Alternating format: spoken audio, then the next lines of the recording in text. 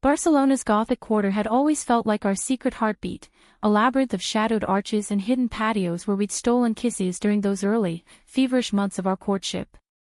5 years ago, I'd followed Isla here from San Francisco, trading my freelance graphic design gigs for the chaotic pulse of a city that mirrored her, vibrant, unpredictable, laced with ancient wounds.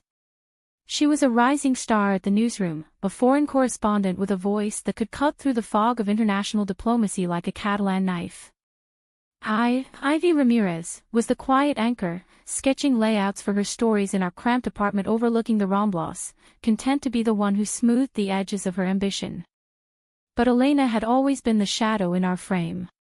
Isla's ex-lover from her Madrid days, a photographer whose lens captured the raw underbelly of Franco's lingering ghosts. They'd parted bitterly a decade ago, or so Isla said, Elena's jealousy clashing with Isla's drive, ending in slammed doors and unanswered calls. I'd met her only once, at a tense dinner in a smoky Gracia tapas bar, where Elena's dark eyes lingered too long on Isla, her laughter a barbed wire wrapped in silk. History, Isla had whispered later that night, her fingers tracing my collarbone as if to erase the memory. Just dusty history. That history came crashing down on a humid Tuesday in late October. I'd been at the market near La Boqueria, haggling over heirloom tomatoes for Isla's favorite paella, when my phone buzzed with the first alert. Breaking, El País staffer falls from roof, suspected suicide. My stomach dropped before I even clicked the link. Elena's face stared back at me from the grainy staff photo, mid-40s, sharp cheekbones, that same inscrutable smile. The article was sparse, routine argument in the bullpen, she'd stormed to the roof for air, and then gone. Witnesses described a final, defiant shout, "You can't bury the truth forever." I raced to the newsroom, the narrow streets blurring into a watercolor of panic.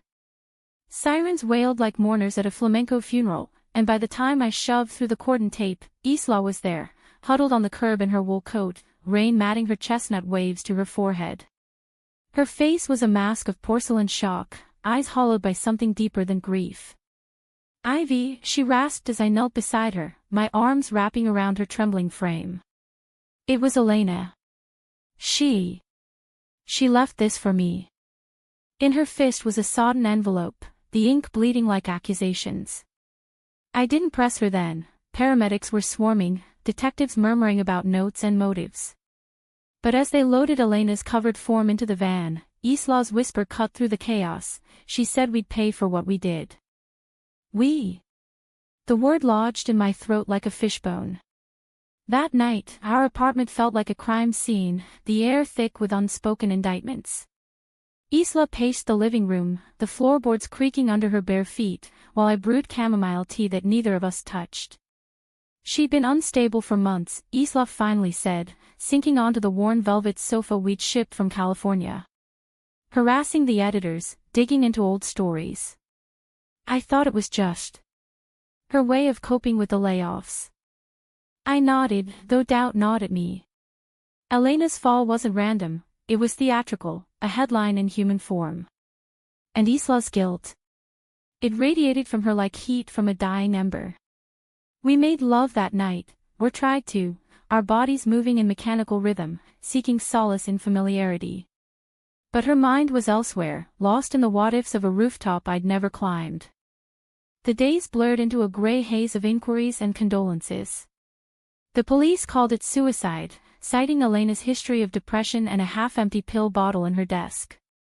But the newsroom buzzed with whispers. Elena had been probing a scandal, something about suppressed exposés from the 90s, corruption in the Catalan government that higher-ups had buried to protect advertisers.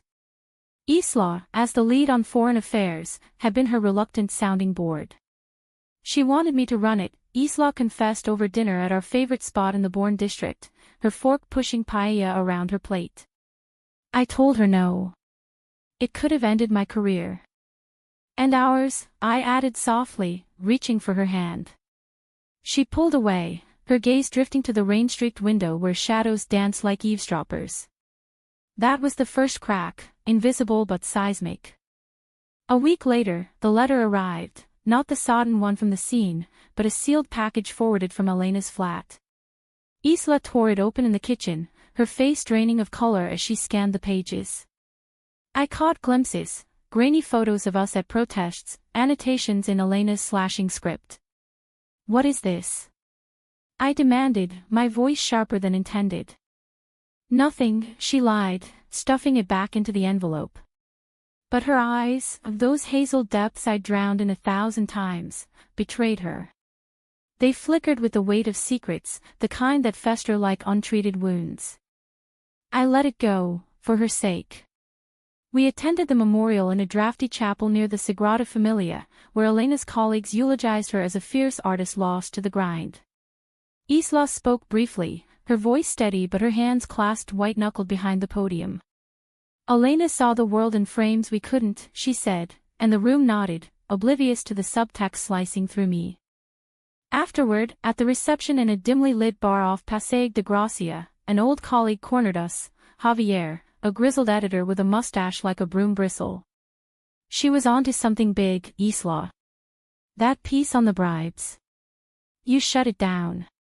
His words hung heavy, accusatory. Isla stiffened, murmuring excuses about ethics and timing, but I saw the fracture line spreading. That night, as we walked home arm in arm through the drizzle, Isla stopped under a wrought iron street lamp. "Ivy, I need to tell you something." Her voice was a thread, fraying.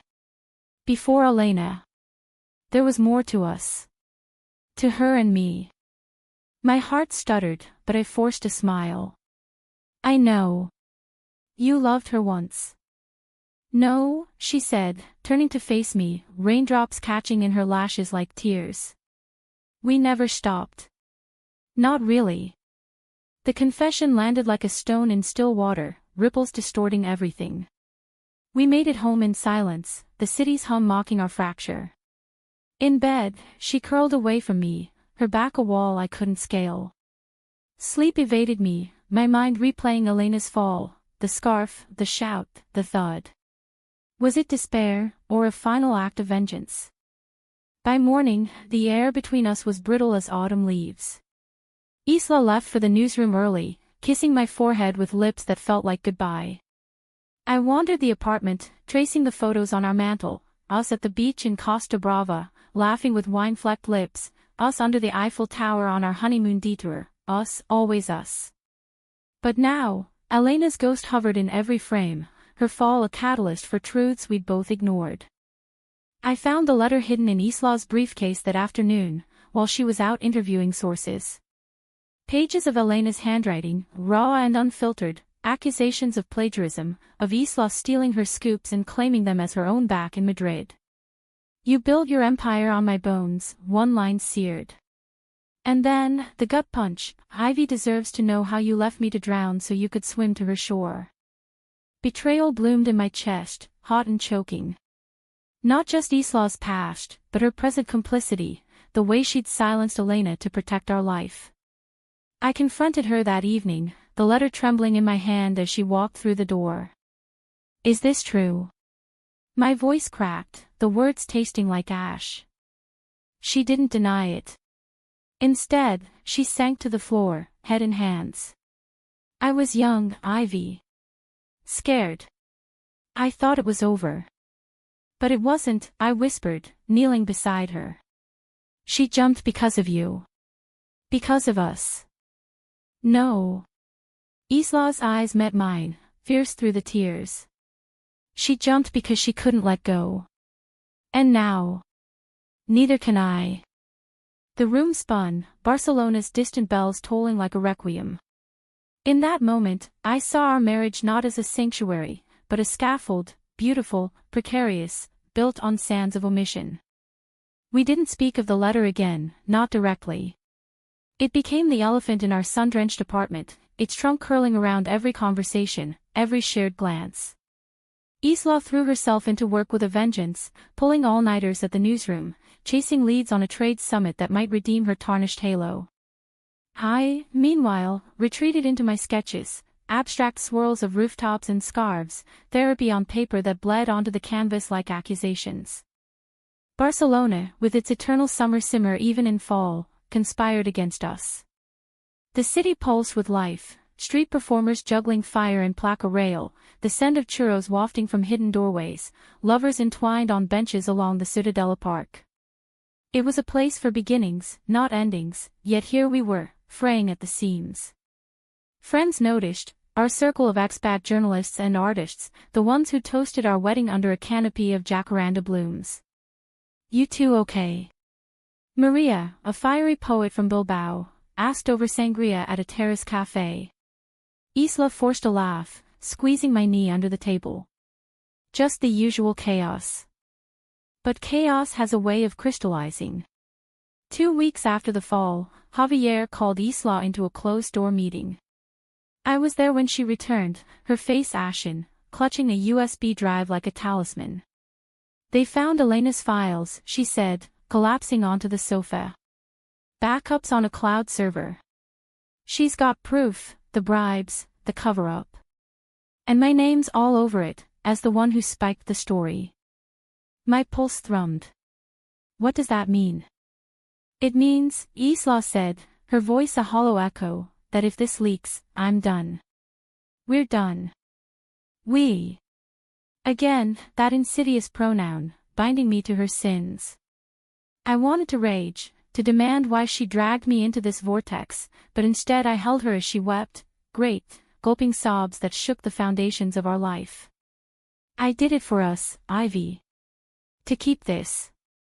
To keep you." The words twisted like a knife. Was our love a fortress or a prison? That night, we walked the labyrinthine streets of the Bari Gothic, seeking solace in the familiar. We paused at the Cathedral of Santa Eulalia, its spires piercing the twilight like accusatory fingers. Inside, candlelight flickered over marble saints, and Isla knelt at a pew, murmuring prayers in a mix of English and Spanish. I stood beside her, hand on her shoulder, feeling the weight of vows exchanged in a sunlit vineyard outside Napa, in sickness and health, for richer or poorer, till death do us part. Death had come knocking, and now it demanded its due. The scandal broke like a summer storm the next morning. El País ran a front-page exposé, Elena's final gift, pieced together by her colleagues from the recovered files. Corruption in the shadows, how Catalonia's elite bought silence. Isla's byline from years ago loomed large, her early reporting twisted into complicity. The internet erupted, trolls calling her a sellout, feminists decrying her as a traitor to the truth. By noon, her inbox was a war zone of retractions and fury. She came home early, eyes red-rimmed from crying in the newsroom bathroom. "They're suspending me. Indefinitely." She dropped her bag, the thud echoing like Elena's fall. "Javier says it's temporary, but we both know it's not."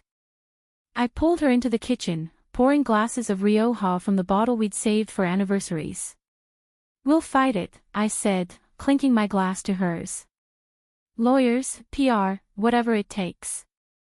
But Isla shook her head, staring into the ruby liquid as if it held prophecies. "You don't get it, Ivy. This isn't just my job. It's who I am. Without it, I'm nothing." "You're everything to me," I countered, my voice fierce. "Stories come and go. We don't." For a moment, hope flickered, her hand covering mine, a ghost of the spark that had drawn me across an ocean. But then her phone buzzed, a text from an unknown number. "She died for this. Will you live for it?" Attached was a photo, Elena and Isla, young and entwined on a Madrid balcony, arms around each other in a pose too intimate for mere friendship. I saw it over her shoulder. "Who sent that?" Isla's face crumpled. "Elena's sister. She's been calling, saying I owe her closure. That I have to come clean, about everything. Everything." The word hung, pregnant with dread. She set the phone down, turning to me with eyes like storm-tossed seas. "Before you, Ivy. Elena and I weren't just lovers. We were partners. In every sense. We broke that story together, the bribes, the payoffs. But when it got too hot, I panicked. I leaked it to a rival paper anonymously, took the credit solo when it blew up. She got blackballed, spiraled. I ran to Barcelona, to a fresh start. To you. The revelation crashed over me, wave after wave. Betrayal, yes, but layered, human, born of fear and ambition. And you never told me, I whispered, backing away until the counter dug into my spine. All these years, pretending it was ancient history. I was ashamed, she pleaded, reaching for me. I thought love could bury it. But love, I was learning, unearths as much as it plants. We spent the evening in stalemate, me on the balcony, sketching the city lights into fractured patterns, her inside, pacing like a caged panther. When dawn broke, gray and unrelenting, Isla made coffee, her movements deliberate. I have to go to the memorial service tomorrow. Elena's family requested it. For closure. Take me with you, I said, desperate to bridge the chasm. She hesitated, then nodded. Okay. The service was in a modest crematorium on the outskirts, ringed by olive groves that whispered in the wind. Elena's sister, Carla, a sturdy woman in her 50s with Elena's dark curls, greeted us coolly at the door.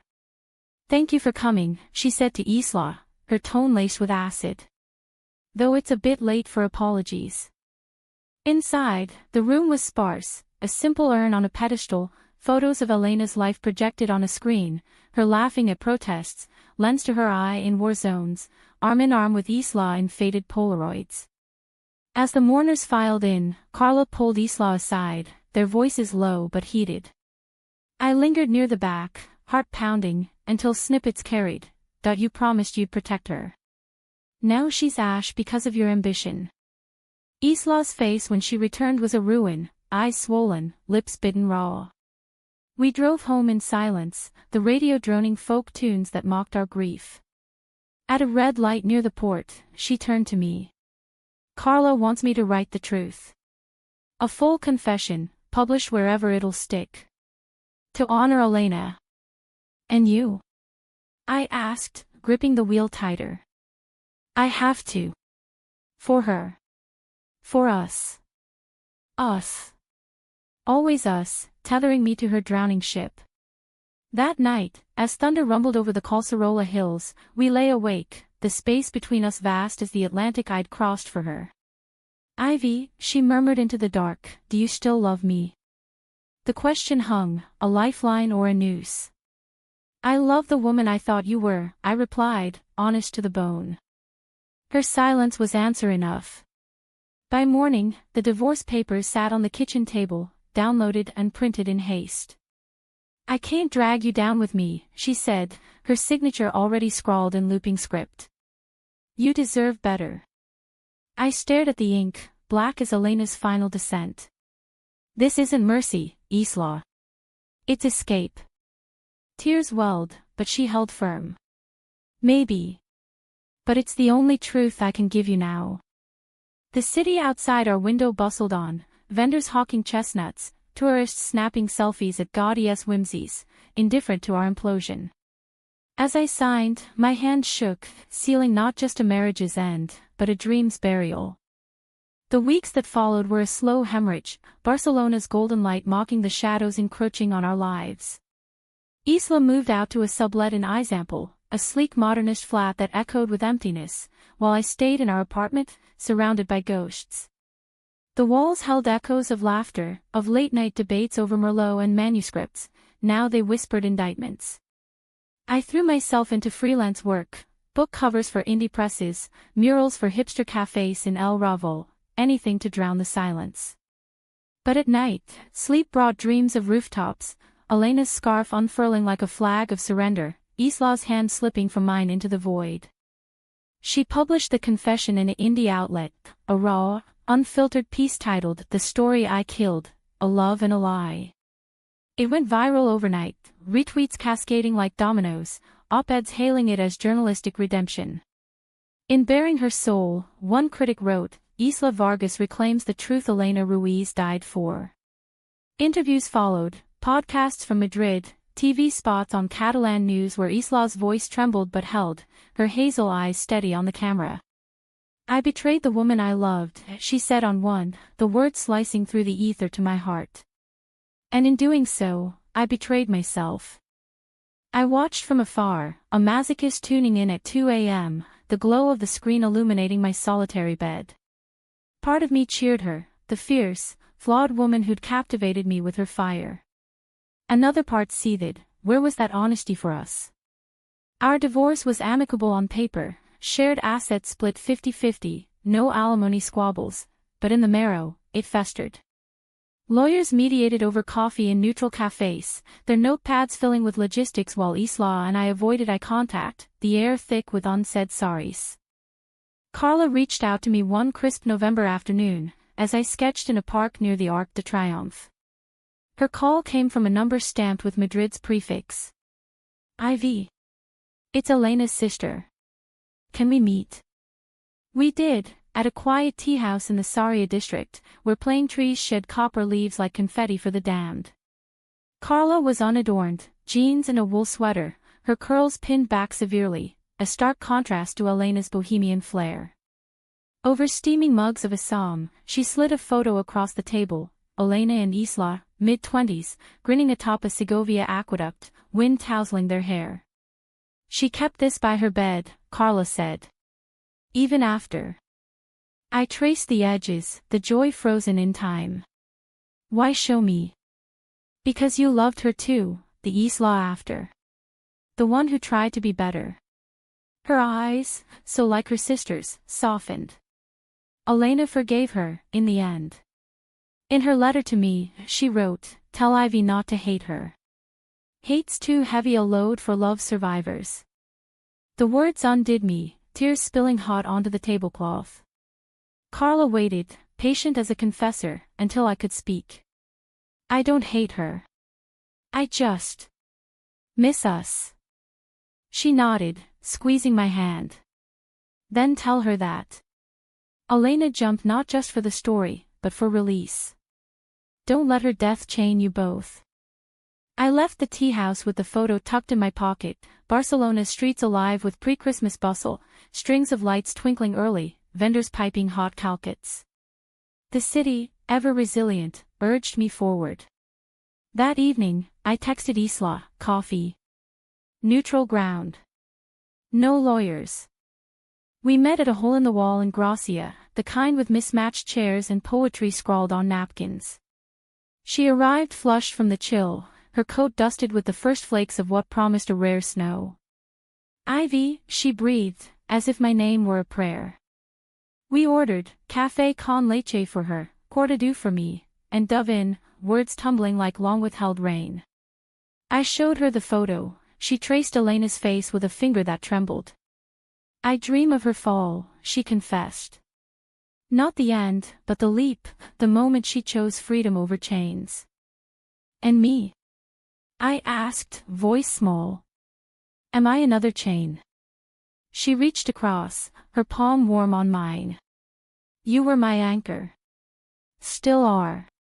But I see now, I can't hold you under with me. The admission cracked something open, a floodgate of truths. I told her of the nights I'd wept into her pillow, the sketches I'd burned in fits of rage. She spoke of the guilt that had hollowed her, how Elena's death had forced a mirror to her soul. I thought success would fill the voids, she said, stirring her coffee absently. But it just widened them. Until you. Outside, snow began to fall in earnest, blanketing the city in improbable white, a hush over the horns and chatter. We walked after, aimless through the widening streets, shoulders brushing like tentative olive branches. At the Placa del Sol, we paused under a canopy of lights, flakes catching in her lashes. What now? I asked, breath fogging the air. Isla turned to me, her face illuminated, vulnerable, alive. We start over. Not as wives, not yet. As friends. As two women who broke and are mending. It wasn't the fairy tale reprise, no sweeping kiss to melt the snow. But in her eyes, I saw the spark reignite, not the blaze of youth, but a steady flame, tempered by fire. We parted with a hug that lingered, her scent of jasmine and ink wrapping around me like promise. Months later, spring unfurled in Barcelona's riotous fashion, azahar blossoms perfuming the air, the sea a sapphire tease beyond the hills. Isla's suspension lifted, she returned to the newsroom, not as the star, but as a quieter force, mentoring young reporters on ethics over ambition. Her confessional piece earned a journalism award, the plaque now on her new desk, engraved with Elena's name in subtle script. I sold a series of illustrations inspired by the rooftops, falling figures reimagined as ascents, scarves transforming into wings. The gallery show in the Bourne drew a crowd, including Isla, who stood in the corner, wineglass in hand, her smile genuine as she studied my work. Beautiful, she whispered later, over tapas in a nearby bodega. Like you. We'd been dating again, cautiously, walks along the beach at Barceloneta, lazy Sundays sketching in the park. No rings, no rush. Just two souls, scarred but seeking. One evening, as the sun dipped into the med like a benediction, we climbed to the newsroom rooftop, not for tragedy, but for truth. The city sprawled below, a tapestry of lights winking hello. Isla leaned on the railing, wind tugging her hair. I thought I'd lose everything here, she said. You almost did, I replied, slipping my arm around her waist. But we found more. She turned, her kiss soft as forgiveness, a seal on our unspoken pact. Elena's ghost lingered, not as spectre, but as guardian, her fall a catalyst for our rise, her love a bridge to deeper waters. In Barcelona's embrace, we rebuilt, not perfect, but profoundly human. Love, after all, isn't the absence of betrayal, but the courage to love through it. And in that, we soared.